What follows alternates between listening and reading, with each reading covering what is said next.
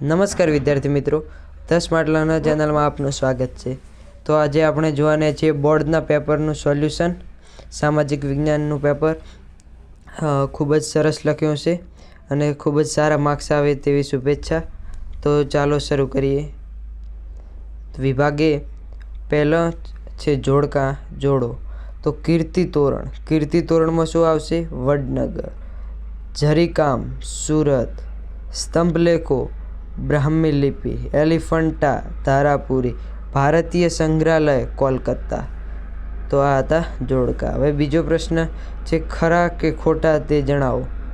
તો અનામત જંગલમાં લાકડા વીણવા તથા પશુ ચરાણ માટે સ્થાનિક લોકોની પ્રવેશવાની છૂટ હોય છે.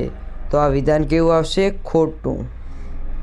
પછી છે કે દેશની કુલ રાષ્ટ્રીય આવકને દેશની કુલ વસ્તી વડે ભાગવાથી માથા દીઠ આવક પ્રાપ્ત થાય છે. તો આ વિધાન તદ્દન ખરું છે. પછી છે 8મો, ગુજરાત સરકાર દ્વારા કિશોરીઓને પોષણયુક્ત આહાર તેમજ કૌશલ્યના વિકાસ માટે સબળા યોજના અમલી બનાવી છે. તો આ વિધાન આવશે ખરું. પછી નેક્સ્ટ 9મું, ગ્રામ પંચાયત અને નગરપાલિકામાં પણ અનુસૂચિત જાતિ અને અનુસૂચિત જનજાતિમાં કેટલીક બેઠકો અનામત રાખવામાં આવે છે. તો આ વિધાન આવશે ખરું. પછી 10મું છે 2011ના એક અંદાજ મુજબ ભારતમાં સૌથી વધુ વૃદ્ધોની વસ્તી અરુણાચલ પ્રદેશમાં છે. તો આ વિધાન આવશે ખોટું. ને નેક્સ્ટ પ્રશ્ન ખાલી જગ્યા પૂરો. 11મું છે કે કૃષ્ણરાજ સાગર બહુહેતુક યોજના ખાલી જગ્યા નદી પર આવી છે. તો કાવેરી. 12મો છે ગરીબ રેખાનો ખ્યાલ સર્વપ્રથમ WHOના નિયામક ખાલી જગ્યાએ રજૂ કર્યો હતો. તો બ્યોર્ડ ઓરે. પછી 13મો પ્રશ્ન છે અમેરિકન પ્રમુખે અમેરિકાની સંસદમાં તારીખ 15 માર્ચ 1962ના રોજ ગ્રાહકને 4 અધિકારો આપ્યા હતા. તો કયા? John Franklin Kennedy. પછી નેક્સ્ટ છે હળવી મધ્ય ગતિના તથા ભારે વાહનોમાં સામાન્ય રીતે ખાલી જગ્યા બાજુની લેનમાં જે વાહન ચલાવવું જોઈએ. તો સૌથી ડાબી બાજુ. પછી ઉર્જાનો મુખ્ય સ્ત્રોત ઉર્જાનો મુખ્ય સ્ત્રોત સૂર્ય છે.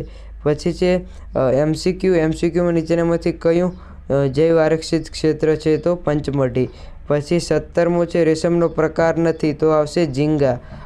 ગુજરાતનું સૌથી મોટું રેલવે સ્ટેશન અમદાવાદ, કાલુપુર, અમદાવાદ. પછી 19મો, ગુજરાત સરકારે ગ્રાહક સુરક્ષાના નિયમો 1988માં ક્યારે આપ્યા? 18 ફેબ્રુઆરી 1988. પછી દ્વિચક્રી વાહન ચલાવતા પહેરતા હેલ્મેટનું મુખ્ય કાર્ય નીચેનામાંથી કયું છે? માથા પર આવેલા અથડામણને આઘાત અસર ઓછી કરવી. પછી નીચેના પ્રશ્નોના 1-2 વાક્યમાં ઉત્તર આપો.